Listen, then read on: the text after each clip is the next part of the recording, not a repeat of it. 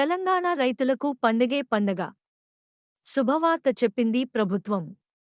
August 15వ తేదీలోపు 2 లక్షల రూపాయల రైతుల అప్పులు మాఫీ చేస్తామన్న హామీకి కట్టుబడి 2024 జూలై 18వ తేదీన రూ. 1 లక్ష వరకు అప్పులను మాఫీ చేస్తున్నట్లు ప్రకటించారు CM Revanth Reddy.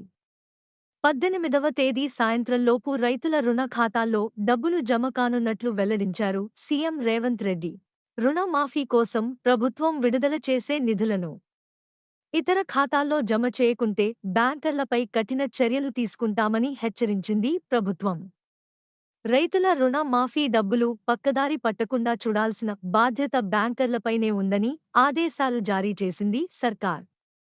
Also read రుణమాఫీకి రేషన్ కార్డు నిబంధనపై ముఖ్యమంత్రి రేవంత్ రెడ్డి క్లారిటీ. 18వ తేదీ సాయంత్రంలోగా రూ. 1 లక్ష రుణ మాఫీకి సంబంధించి తెలంగాణ రాష్ట్ర వ్యాప్తంగా రైతు వేదికల్లో రుణమాఫీ సంబరాలు ఉంటాయని, ఆ వేడుకల్లో మంత్రులు, ఎమ్మెల్యేలు, ఎమ్మెల్సీలు, ఎంపీలు, ఇతర ప్రజాప్రతినిధులు అందరూ పాల్గొంటారని కూడా వెల్లడించింది కాంగ్రెస్ ప్రభుత్వం. మన ఛానల్కి సబ్స్క్రైబ్ చేసుకోండి, లైక్ చేయండి మరియు కామెంట్ చేయండి. మీ సపోర్ట్ మాకు చాలా ముఖ్యం. కొత్త వార్తలు మరియు అప్డేట్స్ కోసం బెల్ ఐకాన్ని నొక్కండి.